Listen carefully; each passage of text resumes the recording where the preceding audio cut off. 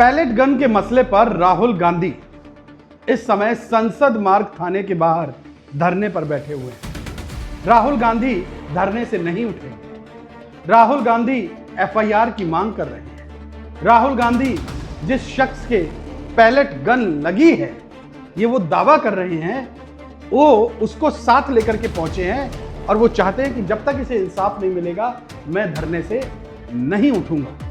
और अब राजनीति का एक नया अड्डा संसद मार्ग थाना बन गया है।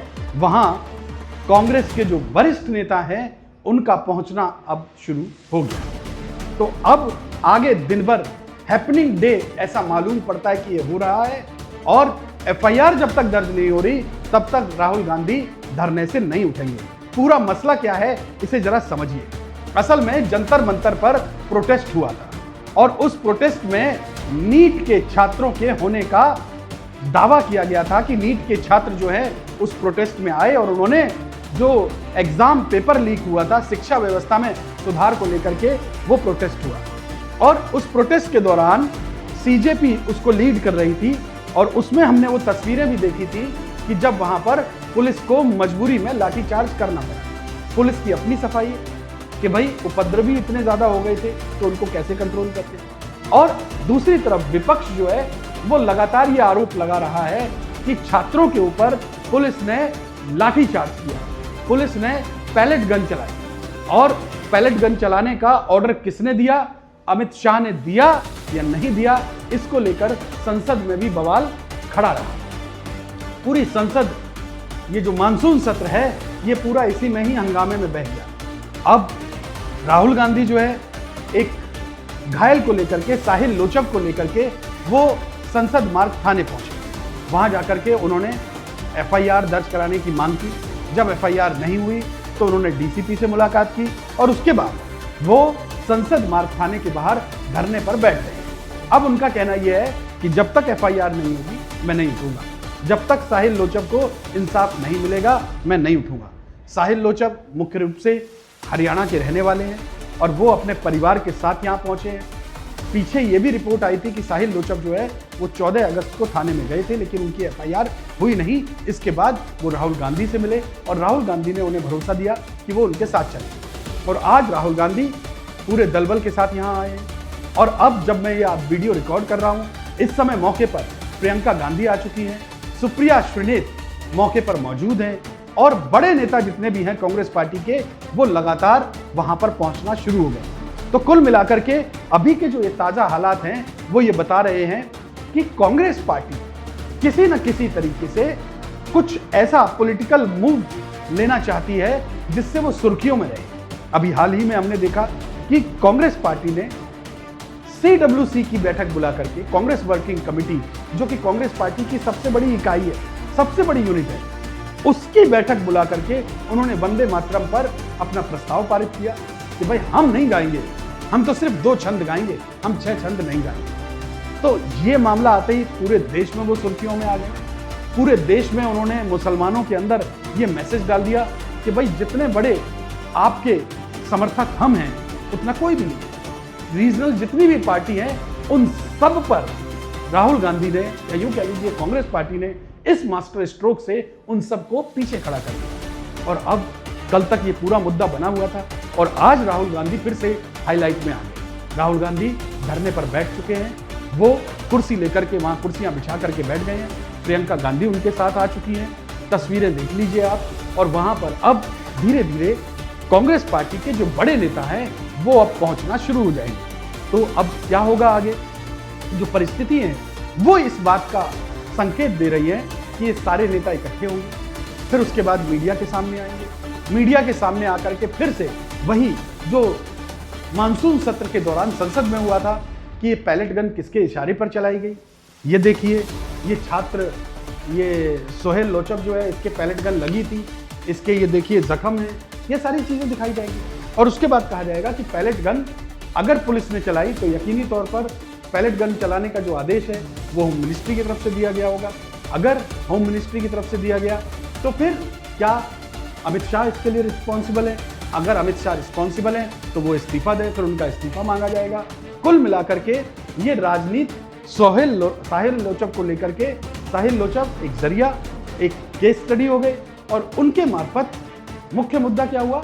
अमित शाह का इस्तीफा मांगना, अमित शाह के नाम पर राजनीति करना, अमित शाह के नाम पर एक बड़ा सा अम्ब्रेला क्रिएट कर लेना और उस अम्ब्रेला के नीचे सारे विपक्षियों को एक साथ ले आना और खुद लीड लेना और ये देश में मैसेज देना कि अगर हम अमित शाह का इस्तीफा मांग रहे हैं तो इसका मतलब विपक्ष के सबसे बड़े नेता भी हमें और हम कांग्रेस पार्टी बीजेपी को छोड़ने वाले हैं नहीं। हम अब अगला निशाना अमित शाह का। तो कुल मिलाकर के जो पूरी पॉलिटिक्स है यहाँ से, वो पूरी पॉलिटिक्स की लकीर जिस तरीके से मानसून सत्र में अमित शाह के ऊपर घिरी हुई थी, वही लकीर अब फिर से खींची जा रही है और अब यहाँ पर धीरे धीरे जमावड़ा होता रहेगा। सारा मीडिया यहाँ इकट्ठा हो जाएगा, सारे बड़े नेता यहाँ आ जाएंगे, बीजेपी की ओर से बयानबाजी शुरू हो जाएगी और इस एक तरफ से कांग्रेस अपने बयानबाजी करेगी, दूसरी तरफ से बीजेपी बयानबाजी करेगी और तमाम सारे जो अलग अलग रीजनल पार्टीज के नेता हैं वो सब इंडी गैंग के जितने भी लोग हैं वो बीजेपी को घेरना शुरू करेंगे। अंत में अमित शाह के ऊपर बात आकर के टिक जाएगी। अब एफआईआर का मतलब समझिए कि एफआईआर अगर होती है, एफआईआर की बात क्यों की जा रही है कि भाई जांच कीजिए, एफआईआर दर्ज कीजिए।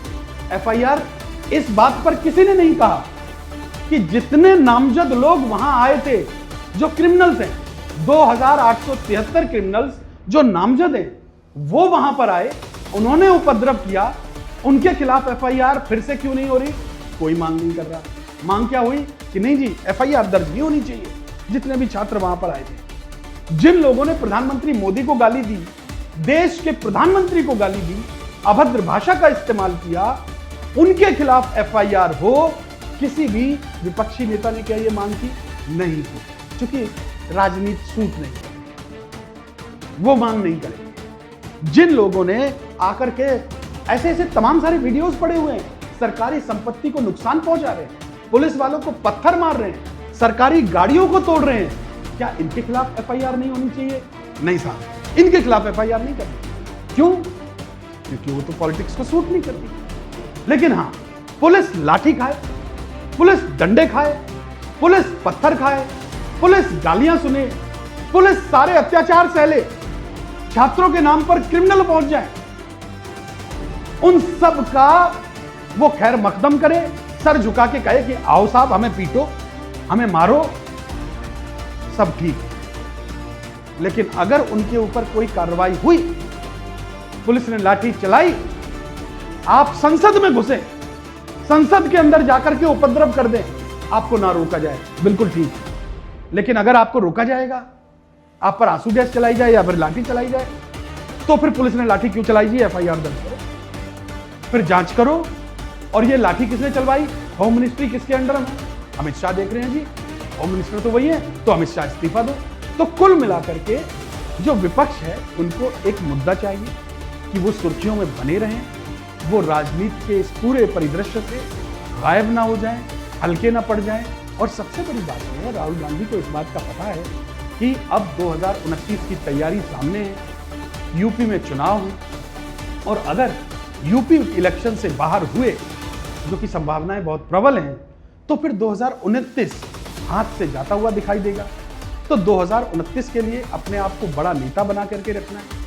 जितने भी विपक्षी हैं वो आपको बड़े नेता के तौर पर मानते भी रहे, इसलिए इन्हें सुर्खियों में रहना है। तो कोई ना कोई मुद्दा उठाना है और मुद्दा इस तरीके से उठाना है जिसके सेंटर में नरेंद्र मोदी हो, अमित शाह, बड़ा नेता हो कोई, क्योंकि बड़ा नेता होगा तभी सामने वाला भी अपने आप को बड़ा कहलवाएगा। तो कुल मिलाकर के ये पॉलिटिक्स उसी तरीके की है, ये राजनीति उसी तरीके की है और अब राहुल गांधी उसी राजनीति के तहत संसद मार्ग थाने के बाहर बैठे हुए हैं। कांग्रेस पार्टी का पूरा जमावड़ा यहाँ इकट्ठा हो जाएगा और दिन भर ये बवाल चलता रहेगा। ये तब तक बवाल चलेगा अगर आप ये सोचते हैं कि मात्र एफआईआर दर्ज हो जाने से बवाल थम जाए, तो ऐसा भी नहीं, क्योंकि जैसे ही एफआईआर दर्ज हुई तो अब इन्वेस्टिगेशन करो। इन्वेस्टिगेशन में पुलिस ने लाठी चलाई, पुलिस ने पैलेट गन चलाई, तो भाई पैलेट गन, फिर अगला सवाल आएगा पैलेट गन किसके इशारे पे चली, किसने इसकी परमिशन दी थी? तो होम पुलिस तो आती है होम मिनिस्ट्री के अंदर, और होम मिनिस्ट्री कौन देख रहा है? अमित शाह। तो अमित शाह इस्तीफा दो। फिर हम अगला धरना किस बात पे करेंगे? अमित शाह के नाम पर कि अमित शाह इस्तीफा दो। तो कुल मिलाकर के ये पॉलिटिकल मूवमेंट इस तरीके के पॉलिटिकल मूव जो हैं वो चलते रहेंगे। पक्ष और विपक्ष की लड़ाई हमेशा होती रहती है, लेकिन अगर ये लड़ाई सार्थक मुद्दों पर हो, ये लड़ाई ऐसे मुद्दों पर हो जिससे देश का भला हो, जिससे लोगों का फायदा हो, तो बात समझ में आती है। लेकिन अगर बात सिर्फ राजनीति करने की हो, क्योंकि संसद में भी हमने देखा इसी मुद्दे को लेकर के देश का टैक्स का करोड़ों रुपया बर्बाद हो गया और जो बड़े बिल थे वो अटके रह गए पेंडिंग में। बहरहाल अभी फिलहाल जो ताजा स्थिति है, प्रियंका गांधी, राहुल गांधी, सुप्रिया श्रीनेत और तमाम सारे लोग वहां धीरे धीरे पहुंच रहे हैं। जमावड़ा इकट्ठा हो गया है, राहुल गांधी ने मोर्चा संभाल लिया है, कुर्सियां डाल करके बैठ गए हैं और बहुत जल्द वो मीडिया को संबोधित करेंगे, अपनी बात रखेंगे। साहिल लोचक जो है अपनी फैमिली के साथ वहां पर है और वहां पर उनकी माँ है, उनके और फैमिली के लोग हैं। तो कुल मिलाकर के ये मुद्दा जो है अब पूरे दिन हाईलाइट में रहने वाला है। आगे इस पर क्या चीज़ें मोड़ लेंगी, पूरे अपडेट के साथ हम आपके पास फिर दोबारा लौटेंगे। इस पूरे मसले पर आपकी राय क्या है, आप कमेंट बॉक्स में जाकर के दर्ज कर दीजिए। वीडियो को ज़्यादा से ज़्यादा लाइक कीजिए, शेयर कीजिए, चैनल को सब्सक्राइब कीजिए। बहुत बहुत शुक्रिया। जय हिंद, वंदे मातरम।